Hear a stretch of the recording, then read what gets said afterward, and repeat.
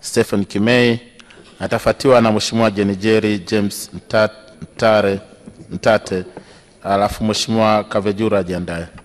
Mheshimiwa Mwenyekiti, nakushukuru sana kwa fursa hii.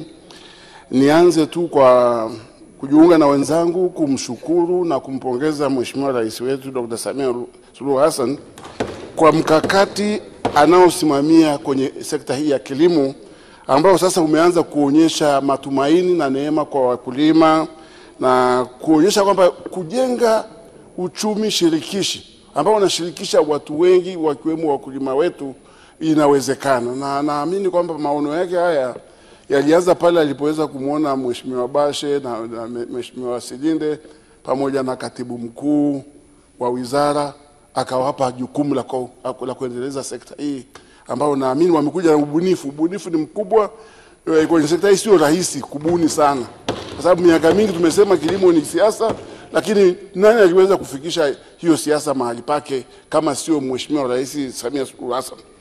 Mheshimiwa Mwenyekiti, nimpongeze pia Mheshimiwa Waziri, naibu wake, timu yake kwenye wizara pamoja na taasisi wanazozisimamia, ambazo kusema kweli tumeanza kusikia mambo kutoka mbegu kwenda kwenye usambazaji wa mbolea na kadhalika, na reform kwenye ushirika unaanza kuonekana. Kwa hiyo nasema kwamba sisi wa Tanzania ambao tunajumuika kwenye sekta hii kwa pamoja lazima tumsifu na tumshukuru sana kwa kazi wanazochapa.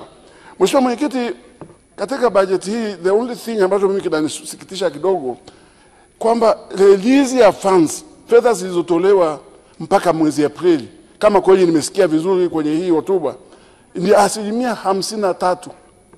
Haitoshelezi kwa kazi inayofanyika.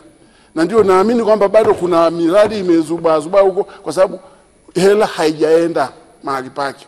Kuna sababu moja inaweza kuwa kwamba pengine tume overstretch, kwamba implementation capacity kwenye wizara haiwezi kwenda na fedha nyingi kiasi hicho, na hutatarajia kwa sababu trilioni 1.2 mahali ambapo ulikuwa na trilioni na bilioni 294, inawezekana kwamba lazima wajipange vizuri sana. Na mimi ni kimbiza kusema kwamba kwenye wizara hii tatizo kubwa ni mifumo na taasisi, institution building ndani ya wizara na sekta kwa ujumla, kwamba nitamfikishiaje mkulima mdogo pale kijijini mbolea efficiently, nitamfikishiaje pembejeo, nitamfikishiaje kama ni huduma kama hata ya tractor ili aweze ku-expand, nitamfikishiaje mbegu. Sasa hii kitu ilikuwa ipo hii institution, hii building, hii mfumo ulikuwepo, lakini mfumo ulikufa baada ya cooperatives kufifia. Ushirika hii movement ya ushirika ilizofika, na baada ya kuzofika basi ikawa imeua ile chain ambayo ilikuwepo. Walikuwa tumeunda miaka ya nyuma huko, na tulipokuwa wadogo tulikuwa tunaona jinsi ambavyo wabanda shamba, huduma ya ugani ilikuwa inakwenda kupitia ushirika na inasimamiwa kupitia ushirika. Sasa hakuna hiyo kitu, imekufa. Mimi nataka kusema kwamba kitu kinachoua ushirika sio sheria, sio kanuni, ni watu. Sasa kama watu wanakamatwa wamefanya mauzembe huko, alafu hawaadhibiwi inavyostahili, wanaendeleza kuua ushirika. Na mimi nakuomba Mheshimiwa Bashe, naamini kwamba rais atakuback up, kwamba mtu akifanya kosa kwenye kuendesha ushirika, kama wale ambao kule kwa Vunjo walishindwa kulipa fedha za wakulima wa kahawa, wakakaa nazo kwanza walizimesa, alafu hawakuwalipa na wakawa hawako hata wawazi kwamba hiyo hela imeenda hapa. Watu kama wale wafungwe, yani ni kufunga hata kuna mambo ya fine.